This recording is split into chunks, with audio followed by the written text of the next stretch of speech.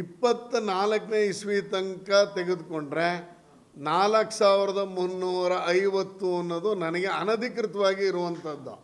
14 site ವಾಪಸ್ ಹೋಗಿದ್ರು 4336.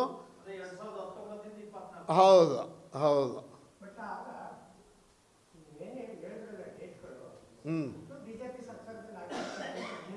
ಅಕ್ರಮನೇ.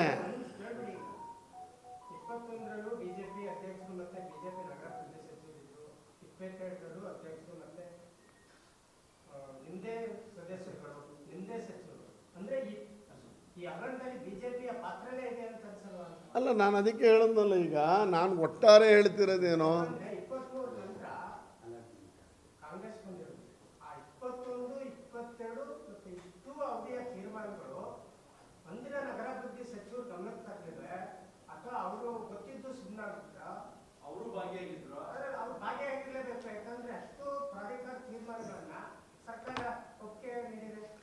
ಒಪ್ಪಿಗೆ ನೀಡಿಲ್ಲ. ಅದೇ ನಾನು ನಿಮ್ಗೆ ಹೇಳಿದ್ದು. ಒಪ್ಪಿಗೆ ಅವ್ರು ಏನು ಹೇಳ್ತಾರೆ ಅಂದರೆ, ಇಲ್ಲಿ ಪ್ರಾಧಿಕಾರದ ತೀರ್ಮಾನ ಆಗೋಗಿದೆ, ಸರ್ಕಾರ ಒಪ್ಪಿಲ್ಲ, ಸರ್ಕಾರದ ಒಪ್ಪಿಗೆ ಇಲ್ಲದೆ ಇಲ್ಲಿ ಕೊಟ್ಟಿರೋದು ಇದು. ನಿಮ್ಮ ಪ್ರಾಧಿಕಾರದ ಇಷ್ಟು ಕಪ್ಪಗಳಿದೆ ಹಿಂಗೆಲ್ಲ ಅಂತೇಳಿ ಬರ್ದಿರೋದ್ರಲ್ಲಿ 21, 22 10 ಸಭೆಗಳ ನಿರ್ಣಯಗಳು ಅಂತ ಹೇಳಿದ್ದಾರೆ. ಅಂದ್ರೆ ಅವತ್ತಿನ ಅಧ್ಯಕ್ಷರುಗಳು, ಅವತ್ತಿನ ಮೂಡ ಸದಸ್ಯರುಗಳು, ನಗರಾಭಿವೃದ್ಧಿ ಸಚಿವರು ಇಷ್ಟು ಸುಮ್ಮನೆ ಗೊತ್ತಿಲ್ಲದೆ ಕೊಟ್ಬಿಟ್ಟಿದ್ರ ಅಂತ. ಅಲ್ಲ, ಅದು ಗೊತ್ತಿಲ್ಲ ಅಂತ ತನಿಖೆ. ಈಗ ನಿಮ್ಮ ಹತ್ರ ವರದಿ ಇದೆ, ಏಕಸದಸ್ಯ ವರದಿ PN ದೇಸಾಯಿ ಅವ್ರದ್ದು. ಬಿಜೆಪಿ ಅವರು ಅಂದ್ರೆ 23 ನಂತರ ಕೈಗೆ ಎತ್ಕೊಳ್ತೀರಿ, ಬಿ ಅವಧಿಯ ಹಗರಣಗಳು ಗೊತ್ತಿರ್ಲಿಲ್ವಾ ಅಂತ. ಅಲ್ಲ, ಗೊತ್ತಿಲ್ಲ ಅಂದರೆ ನಾನು ಅವಾಗ ಮೆಂಬರ್ ಆಗಿ ಅಲ್ಲಲ್ಲ, ಅದಕ್ಕೆ ನಂಗೆ ಗೊತ್ತಿಲ್ಲ ಅಂದ. ನಾನೊಬ್ಬ ಮೂಡಾದ ಮೆಂಬರ್ ಆದ ಮೇಲೆ ಗಮನಿಸಿರುವಂಥದ್ದು. ಯಾವಾಗ ನಾನು ಮೆಂಬರ್ ಆಗಿದ್ದು 2023 ಮೇ ನಂತರ. ನನ್ನ ಗಮನಕ್ಕೆ ಬಂದಿದ್ದೆ ಯಾವಾಗ 24ರಲ್ಲಿ. ನಾನು ಮೂಡ ಮೆಂಬರ್ ಆಗಿ ಇದನ್ನು ಹುಡ್ಕಕ್ಕೆ 1 ವರ್ಷ ಆಗಿತ್ತು. 2024ರಿಂದ ಹೇಳಿದ್ದೀನಿ. ಜೊತೆಗೆ 50-50ಲಿ ಯಾರೇ ಅನ್ಯಾಯ ಮಾಡಿದ್ರು ಅನ್ಯಾಯ.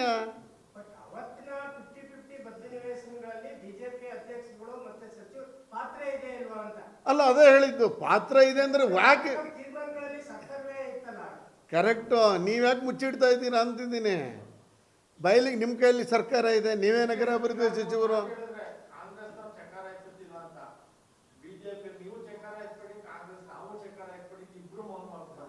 ಗೊತ್ತಿಲ್ಲ, ಅದಕ್ಕೆ ನಾನು ಹೇಳ್ತಿದ್ದೀನಿ. ನಾನು ನಿಮ್ಮ ಹತ್ರ ಏನು ಹೇಳ್ತಿದ್ದೀನಿ, ಇದು ಸರ್ಕಾರದ 5,000 ಅಂದರೆ ಸುಮಾರು 4350 ಸೈಟ್ಗಳು ಬಡವರಿಗೆ ಸೇರಬೇಕಾಗಿದ್ದ. ನಿವೇಶನ ಯಾರಿಗೆ ಪಡ್ಕೊಂಡಿದ್ದಾರೆ? ಉಳ್ಳವರು ಪಡ್ಕೊಂಡಿದ್ದಾರೆ. ಈಗ ಎಲ್ಲರ ಹತ್ರನೂ ಯಾವ್ಯಾವ ಸೈಟು 958 ಸೈಟು ಅನ್ನೋದು ವ್ಯಾಟ್ಸಪ್ಪಲ್ಲಿ ಹರಿದಾಡ್ತಿದೆ. ಅದೇ ಪಕ್ಕನ ಅನ್ನೋದು ಒಂದು. ಎರಡನೇದು, ರಮೇಶ್ ಅವರು ಹೇಳ್ದಂಗೆ BJP ನೇತೃತ್ವದ ಸರ್ಕಾರದಲ್ಲಿ ಆಗಿದೆ ಅಂತ ಇದ್ದರೆ ತೆಗೆದಿಡಿ. ಯಾರ್ಯಾರು ಅನ್ಯಾಯ ಮಾಡಿದ್ದಾರೆ, ಎಷ್ಟು ಅನ್ಯಾಯ ಆಗಿದೆ ಗೊತ್ತಾಗುತ್ತಲ್ಲ. ಇದರಲ್ಲೇನು ಹಿಂದೆ ಸರಿಯೋ ಪ್ರಶ್ನೆ ಇಲ್ವೇ ಇಲ್ವಲ್ಲ. ನಾವು ಪಾದಯಾತ್ರೆನೇ ಬೆಂಗಳೂರಿಂದ ಮೈಸೂರಿಗೆ ಮಾಡಿರೋರು 14 ಸೈಟ್ಗಲ್ಲ. ಮುಖ್ಯಮಂತ್ರಿಗಳಿದ್ದರು, ಅವ್ರ ಕುಟುಂಬಕ್ಕೆ ಕೊಟ್ಟಿತ್ತು ಅನ್ನೋದಕ್ಕೆ ಅದು ಮೈಲೇಜ್ ತೊಗೊಂತ. ನಾವು ಎಲ್ಲ ಮೂಡೋದ ಅಕ್ರಮದ ಬಗ್ಗೆನೂ ಮಾತಾಡಿದ್ದೀವಲ್ಲ. ನಟೇಶ್ ಬಂದಿದ್ದು 2018 ಆ ಪೀರಿಯಡಲ್ಲಿ ಅಂತ. 19ರಿಂದನೇ ಇದು ಭಾಳ ಆಗಿರೋವಂಥ ಅನ್ಯಾಯ.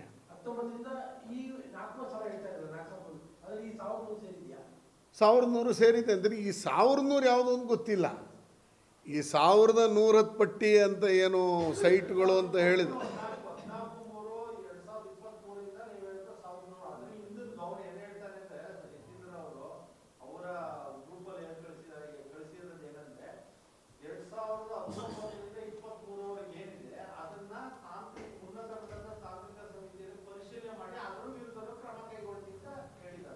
ನಾನು ಅದಕ್ಕೆ ಹೇಳ್ತಿರೋದು 14/3 ಆದೇಶ ಅನ್ನೋದನ್ನು ಸ್ಪಷ್ಟವಾಗಿ ಓದಿ ಹೇಳ್ಬಿಟ್ಟೆ. 14/3 ಆದೇಶ ಏನು ಹೇಳುತ್ತೆ ಅಂದರೆ ಸರ್, ಇದರಲ್ಲಿ ಅವರು 14/3 ಅನ್ನೋದನ್ನು ಮಿಸ್ಇಂಟರ್ಪ್ರಿಟ್ ಮಾಡ್ಕೊಂಡಿದ್ದಾರೆ ಅನ್ನೋದೇ ನಂದು ಅಲ್ಲ. ಅವ್ರಿಗೆ ಮನವರಿಕೆ ಮಾಡಿಕೊಡುವುದರಲ್ಲಿ ಯಾರೋ ವಿಫಲರಾಗಿದ್ದಾರೆ ಅಂತ ಅನಿಸುತ್ತೆ. 14/3 ಎಲ್ಲಿದೆ ನೋಡಿ, 14/3 ಆದೇಶ ಇನ್ನೊಂದಿತ್ತು ಸರ್, ಇಲ್ಲಿದೆ.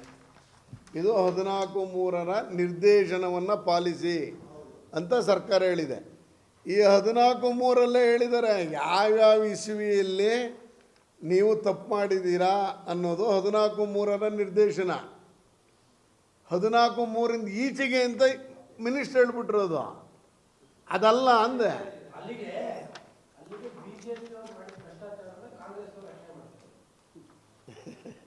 ಅಲ್ಲ ಸೇಮ್ ಇಂಟರ್ಪ್ರಿಟೇಷನ್ ನಾಟ್ ಜೋಕಿಂಗ್. ಯಾಕಂದ್ರೆ ನಿಮ್ಮ ಲೆಕ್ಕದಲ್ಲಿ 4,350 ಅಕ್ರಮ, ಅದ್ರಲ್ಲಿ ಹೆಚ್ಚು ಕಡಿಮೆ ಬಹುತೇಕ 3,000 ನಿಮ್ಮ ಸರ್ಕಾರ, ನಿಮ್ಮ ಅಧ್ಯಕ್ಷರು, ನಿಮ್ಮ ಸದಸ್ಯರು ಶಾಸಕರಿದ್ದಾಗೆ ಆಗಿರೋದು. ಬಹುತೇಕ 1,400 ಅಲ್ಲಿ ನೀವು ಮಾಡಿರೋ ಅಕ್ರಮ, ನೀವು ಮಾತ್ರ ನಿಮ್ಮ ಪಾರ್ಟಿ ಮಾಡಿರುವ ಅಕ್ರಮನ ಯತೀಂದ್ರ ಅವರು ಮುಚ್ತಾ ಇದ್ದಾರೆ. ಅಧಿಕಾರಿಗಳಲ್ಲ, ಇನ್ಕ್ಲೂಡಿಂಗ್ ನಗರ ಪ್ರಾಧಿಕಾರದ ಅಧ್ಯಕ್ಷರಾಗಿದ್ದಂಥವರು, ನಿಮ್ಮ ಮೆಂಬರ್ಗಳು ಮಾಡಿರುವಂಥ ಅಕ್ರಮನ ಯತೀಂದ್ರ ಅವರು ಮುಚ್ಚಿಡ್ತಾ ಇದ್ದಾರೆ. ಅಲ್ಲ, ಇದರಲ್ಲಿ ಮೆಂಬರ್ಗಳ ಪಾತ್ರ ಏನು ಅನ್ನೋದನ್ನು ಲೋಕಾಯುಕ್ತ ತನಿಖೆ ನಡೆದಂಥ ಸಂದರ್ಭದಲ್ಲಿ ನಮ್ಮ ಆಗಿನ ಮೆಂಬರ್ಗಳಾಗಿದ್ದು ಶಾಸಕರಾಗಿದ್ದವ್ರನ್ನ ಕರೆದು ಎನ್ಕ್ವೈರಿ ಮಾಡಿದ್ದಾರೆ. ಎನ್ಕ್ವೈರಿ ಆಗಿದೆ. ಎನ್ಕ್ವೈರಿ ರಿಪೋರ್ಟ್ ಲೋಕಾಯುಕ್ತ ಇವರು ಹೇಳಿದ್ದನ್ನು ಸ್ಟೇಟ್ಮೆಂಟನ್ನು ದಾಖಲಿಸಿದೆ. ನಾನು ಹೇಳಕ್ಕೆ ಹೊರಟಿರೋದು, ನೀವು ಈಗ 1,110 ಸೈಟ್ಗಳನ್ನು ಏನು ವಶಪಡಿಸ್ಕೊಂಡ್ವಿ, ಅದನ್ನು ರದ್ದು ಮಾಡ್ತೀವಿ, 2,000 ಕೋಟಿ ಅಂತ ಏನು ಹೇಳ್ತಿದ್ದೀರಾ, ಇಷ್ಟಕ್ಕೆ ಯಾಕೆ 2019ರಿಂದನೂ ಬಯಲಿಗಿಳಿದಿದ್ದೀವಿ. ಆಗ ನಿಮ್ಮ ಮನೆ ತಾಯಿಗೆ ಕೊಟ್ಟಿದ್ದು BJP ಸರ್ಕಾರ ಅಂತ ಆವಾಗಲೂ ಹೇಳ್ತಾ ಇದ್ರಿ. ಅದೇ ತಪ್ಪು ಅಂತ ಆದಮೇಲೆ ಅಧಿಕಾರಿಗಳ ಮೇಲೆ ಕ್ರಮ ಯಾಕಾಗಿಲ್ಲ? ಇವತ್ತಿನವರೆಗೂ ಯಾವುದೇ ಅಧಿಕಾರಿಗಳ ಮೇಲೆ ಕ್ರಮ ಯಾಕಾಗಿಲ್ಲ? ಈಗ ನೀವು ಗಟ್ಟಿ ನಿರ್ಧಾರ ತೆಗೆದುಕೊಂಡಿರುವಂಥ ಈ ಸಂದರ್ಭದಲ್ಲೂ ನೀವು ಅಧಿಕಾರಿಗಳ ವಿರುದ್ಧ ಮಾತಾಡ್ತಿಲ್ಲ. ಅಧಿಕಾರಿಗಳ ಮೇಲೆ ಇಷ್ಟೊತ್ತಿಗೆ ಕ್ರಮ ಆಗ್ಬಿಡ್ಬೇಕಾಗಿತ್ತು, ಯಾಕೆ ಮಾಡಿಲ್ಲ? 2019ರಿಂದ ಈಚೆಗಿನ ಪ್ರಕರಣವನ್ನು ಅನ್ಯಾಯ ಯಾರೇ ಮಾಡಿದ್ರು ಅನ್ಯಾಯ. ಹಾಗಾಗಿ ಕ್ರಮ ತೆಗೆದುಕೊಳ್ಳಿ ಅನ್ನುವಂಥ ಒತ್ತಾಯವನ್ನು ಮಾಡ್ತಾಯಿದ್ದೀನಿ. ಮತ್ತು ನಾನು ಆವಾಗಲೇ ಪ್ರಾರಂಭದಲ್ಲೇ ಹೇಳಿದ ಬಂಧುಗಳೇ, ನಿಮ್ಮೆಲ್ಲರ ಸಹಕಾರದಿಂದ ಇವತ್ತು ಈ ಆದೇಶ ಗೊತ್ತಿಲ್ಲ, ಅವ್ರನ್ನೇ ಕೇಳಬೇಕೀಗ. ಈಗ ಏನು ಅಂದರೆ ರಕ್ಷಣೆ ಮಾಡ್ತಿರೋದು ಅವರು ಮನೆಯವರು ಕೊಟ್ಟಿದ್ದಾರೆ ಅನ್ನುವ 14 ಸೈಟ್ಗೋಸ್ಕರ ರಕ್ಷಣೆ ಮಾಡ್ತಿರ್ಬೋದು, ಗೊತ್ತಿಲ್ಲ ನನಗೆ. ವಾಪಸ್ ಕೊಟ್ಟಿದ್ರೆ ಕಳ್ತನ ಮಾಡಿದ್ದು ಹಂಗೆ ಮೊನ್ನೆ ರನ್ಯಾರಾವು ಗೋಲ್ಡು ವಾಪಸ್ ಕೊಟ್ಬಿಟ್ರೆ ಬಿಟ್ಬಿಡ್ತಾ ಇದ್ರಾ?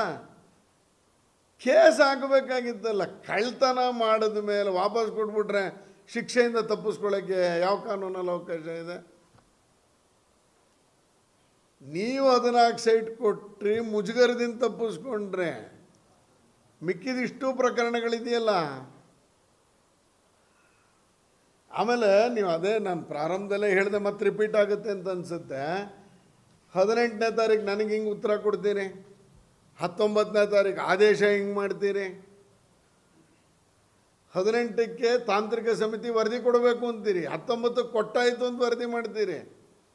ಆಯ್ತು, ಹಂಗಾರೆ ತಾಂತ್ರಿಕ ಸಮಿತಿ ವರದಿ ಏನು ಕೊಟ್ಟಿದ್ದಾರೆ ಬಿಡುಗಡೆ ಮಾಡಿ.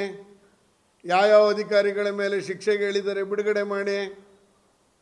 ನನ್ನ ಪ್ರಶ್ನೆ ಅವ್ರಿಗೆ ಕ್ಲಿಯರ್ ಇತ್ತು. ಏನು ಅಂತಂದರೆ, ನಾನು ಅವರಿಗೆ ಪ್ರಶ್ನೆ ಕೇಳಿದ್ರಲ್ಲಿ ಆಯೋಗದ ವರದಿ ಆಧಾರದ ಮೇಲೆ ಸರ್ಕಾರ ಕೈಗೊಂಡಿರುವ ಕ್ರಮಗಳು ಯಾವುದು, ಈ ವರದಿಯ ಪ್ರಕಾರ ಈ ಪ್ರಕರಣದಲ್ಲಿ ತಪ್ಪಿತಸ್ಥರು ಯಾರಾಗಿದ್ದಾರೆ, ಅಂಥವರ ವಿರುದ್ಧ ಸರ್ಕಾರ ಕೈಗೊಂಡಿರುವ ಕ್ರಮಗಳೇನು ಅಂತ ಕೇಳಿದ್ದೀನಿ. ಅದಾದಮೇಲೆ ಈ ವರದಿಯ ಪ್ರಕಾರ ಯಾವ್ಯಾವ ಅಧಿಕಾರಿಗಳು ಈ ಪ್ರಕರಣದಲ್ಲಿ ಪಾಲ್ಗೊಂಡಿದ್ದಾರೆ, ಇಂಥ ಅಧಿಕಾರಿಗಳ ವಿರುದ್ಧ ಸರ್ಕಾರ ಕೈಗೊಂಡಿರುವ ಶಿಸ್ತು ಕ್ರಮಗಳೇನು ಅಂತ ಕೇಳಿದ್ದೀನಿ. ಇದಕ್ಕೆ ಕ್ಲಾರಿಟಿ ಕೊಟ್ಟಿಲ್ಲ. ಅವಾಗೇನು ಹೇಳ್ತಾರೆ, ತಾಂತ್ರಿಕ ವರದಿ ರಿಪೋರ್ಟ್ ಆದಮೇಲೆ ಅಂತಾರೆ. ಆದರೆ ಮರುದಿವಸನೇ 19ನೇ ತಾರೀಕು ತಾಂತ್ರಿಕ ವರದಿ ರಿಪೋರ್ಟ್ ಕೊಟ್ಟಿದೆ, 1,110 ಸೈಟನ್ನು ರದ್ದು ಮಾಡ್ತಾ ಇದ್ದೀವಿ ಅಂತ ಹೇಳಿದ್ದಾರೆ. ಅದನ್ನೇ ಒಂದು ಉತ್ತರ ಸರಿ ಇರಲಿಲ್ಲ. ವಿಧಾನಸಭೆಗೆ ಉತ್ತರ ಕೊಡಬೇಕಾದ್ರೆ ನಾವು ಧರಣಿಲಿದ್ವಿ, ಮಾತಾಡೋಕ್ಕಾಗಲಿಲ್ಲ. ಇಲ್ಲಾಂದರೆ ಇದು ನಮಗೆ ಗೊತ್ತಿತ್ತು ಮೇ ತಿಂಗಳಲ್ಲೇ ಟೆಕ್ನಿಕಲ್ ಕಮಿಟಿ ರಿಪೋರ್ಟನ್ನು ಕೊಟ್ಟಿದೆ ಅಂತ. ನಾವು ಇವಾಗೆಲ್ಲ ಮೂಡಾದ ಹಗರಣ ಪ್ರಾರಂಭ ಆದಾಗಿಂದನೂ ಮೈಸೂರಿಗೆ ಒಂದು ಟೆಕ್ನಿಕಲ್ ಕಮಿಟಿ ರಚನೆ ಮಾಡಿದರು. ಮೈಸೂರು ಮೂಡಾಗೆ ಸರ್ಕಾರದ ಉನ್ನತ ಮಟ್ಟದ ಅಧಿಕಾರದ ನೇತೃತ್ವದಲ್ಲಿ. ಆವಾಗಲೇ ಅವರೊಂದು 800 ಪೇಜ್ ರಿಪೋರ್ಟ್ ಕೊಟ್ಟಿದ್ದಾರೆ ಮೈಸೂರು ಮೂಡಾದಲ್ಲಿ ಏನೇನು ಹಗರಣ ಆಗಿತ್ತು ಅಂತ. ಅದನ್ನೇ ಇಂಪ್ಲಿಮೆಂಟ್ ಮಾಡಿಲ್ಲ.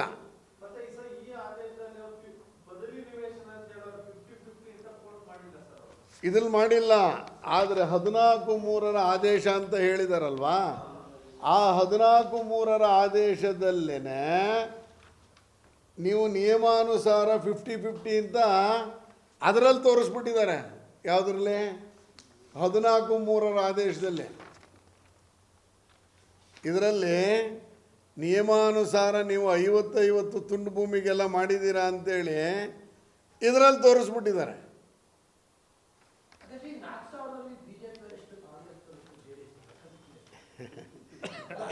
ಅದು ಅಧಿಕೃತವಾಗಿ ಇದೇನಾಗುತ್ತೆ ಅಲ್ಲ, ನನಗೆ ಗೊತ್ತಿರುವಂಗೆ ನಮ್ಮ ಪಾರ್ಟಿ ಇನ್ವಾಲ್ವ್ಮೆಂಟ್ ಇದೆ ಅಂತ ನನಗೇನು ಅನ್ನಿಸ್ತಿಲ್ಲ. ವ್ಯಕ್ತಿಗಳ ಇನ್ವಾಲ್ವ್ಮೆಂಟ್ ಇದೆ ಅಂತ ನನಗೇನು ಅನ್ನಿಸ್ತಿಲ್ಲ. ಅನ್ನಿಸಿದ್ದಿದ್ರೆ ಅಥವಾ ಆ ಥರ ಇದ್ದಿದ್ರೆ ಇಷ್ಟೊತ್ತಿಗೆ ಬಹಿರಂಗ ಮಾಡಿಬಿಡ್ಬೇಕಾಗಿತ್ತು. ಮರಿಗೌಡರು ಅಧ್ಯಕ್ಷರಾಗಿದ್ದರು, ಬಹಿರಂಗ ಮಾಡೋಕ್ಕಾಗಲಿಲ್ಲ. ಹಂಗಿದ್ದಿದ್ರೆ ಅವ್ರ ಕೈಲಿ ಅಧಿಕಾರ ಇತ್ತಲ್ಲ, ಯಾಕೆ ಮಾಡಲಿಲ್ಲ? ನಮ್ಮ ಪಕ್ಷದವ್ರ ಮೇಲೆ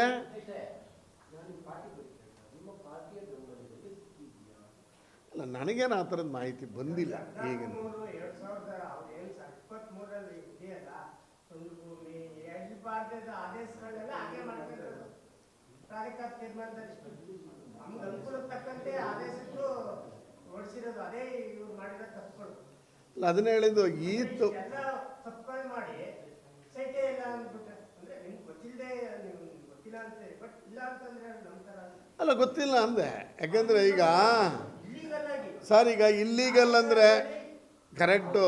ಇಲ್ಲೀಗಲ್ ಅಂದರೆ ಏನು ಸರ್? ಅವ್ರ ಹೆಸರಲ್ಲಿ ಇರೋದಿಲ್ಲ, ಯಾರ್ದೋ ಬೇನಾಮಿ ಹೆಸರಲ್ಲಿ ಇರುತ್ತೆ ಅಂದರೆ ಆ ಬೇನಾಮಿ ಹುಡ್ಕೊಂಡು ಹೋಗೋದು ಹೆಂಗೆ? ಈಗ ನಿಮ್ಮ ಹತ್ರ ನನ್ನ ಹತ್ರ 59 ಪೇಜ್ದು ಕಳಿಸ್ತೀನಿ. 958 ಜನದ ನಮ್ಮ ಹತ್ರ ಇದೆ, ಕಳಿಸ್ತೀನಿ. ಹೂಡಿಕೆಯಲ್ಲಿ BJP ಅವ್ರು ಯಾರು ಅಂತ ನಿಮಗೆ ಕೊಡ್ತೀನಲ್ಲ, ಕಳಿಸಿ ಅಂದರೆ 2 ನಿಮಿಷಕ್ಕೆ PDF ಮಾಡ್ತೀನಿ.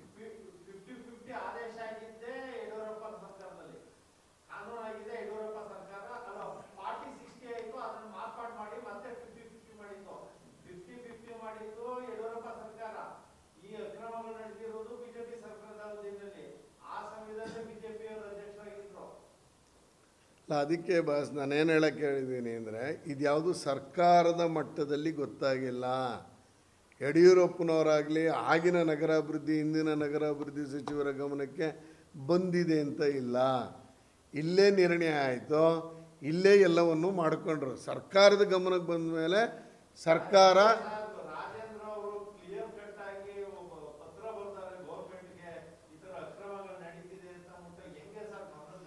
ಅಕ್ರಮ ನಡೀತಿದೆ. ಅದನ್ನೇ ನಾನು ನಿಮಗೆ ಹೇಳ್ತಿದ್ದೀನಿ ಸರ್.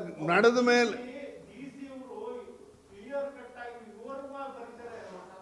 ಸರ್ ಅದನ್ನೇ ಹೌದು, ಇವ್ರು ಬರೆದಿರೋದು ಯಾರ ಮೇಲೆ? ಇಲ್ಲಿಯ ಮೂಡಾದಲ್ಲಿ ಇಲ್ಲಿಯ ಆಯುಕ್ತರು ಹಿಂಗೆ ತೀರ್ಮಾನ ತಗೊಂಡಿದ್ದಾರೆ ಅಂತ ಸರ್ಕಾರಕ್ಕೆ ಬರೆದಿದ್ದಾರೆ. ಸರ್ಕಾರ ತಪ್ಪು ಮಾಡಿದೆ ಅಂತ ಬರೆದಿಲ್ಲ, ನೀವು ಕ್ರಮ ತಗೊಳ್ಳಿ ಅಂತ. ಅವಾಗೇನು ಮಾಡಿದ್ರು ಅವರು? ರೆಗ್ಯುಲರ್ ಲೆಟ್ರ್ ಕರೆಸ್ಪಾಂಡೆನ್ಸ್ ಮಾಡಿದ್ರು. ಆ ಯಾವ ಲೆಟ್ರಿಗೂ ಕವಡೆ ಕಿಮ್ಮತ್ತು ಕೊಟ್ಟಿಲ್ಲ ಅವರು. ಸರ್ಕಾರದ ಮಟ್ಟಕ್ಕೆ ಹೋಯ್ತಲ್ಲ ಸರ್, ಸರ್ಕಾರ ಏನು ಮಾಡ್ತೀವಿ? ಇಮ್ಮಿಡಿಯೇಟು ಪತ್ರ ಬರೆದ್ರು, ನೀವು ಈ ಥರ ಮಾಡ್ತಾ ಇದ್ದಾರೆ, ಸರಿ ಇಲ್ಲ, ಈ ಥರ ನೀವು ಮಾಡಬಾರ್ದು ಅಂತ ಹೇಳಿದ್ರು. ಅದನ್ನು ಉಲ್ಲಂಘಿಸಿ ಮಾಡಿದ್ದಾರೆ. ಅದನ್ನೇ ಹೇಳಿದ್ದು. ನಟೇಶು ಮತ್ತು ದಿನೇಶ್ ಅವ್ರ ಮೇಲೆ ಕ್ರಮ ಯಾಕಾಗಿಲ್ಲ ಅಂತಲೇ ನನ್ನ ಪ್ರಶ್ನೆ. ಮಾಡಬೇಕಾಗಿತ್ತು, ಈಗ ನಿಮ್ಮ ಕೈಲಿದೆ, ಮಾಡಿ ಅಂತ ಹೇಳ್ತಿದ್ದೀನಿ. ಇದೇ ದಿನೇಶ್ ವಿರುದ್ಧ ಬೆಳಗಾವಿ ಅಧಿವೇಶನದಲ್ಲಿ ಮಾತಾಡಿದ ನಂತರ ಸಸ್ಪೆನ್ಷನ್ ಆಗಿದ್ದು.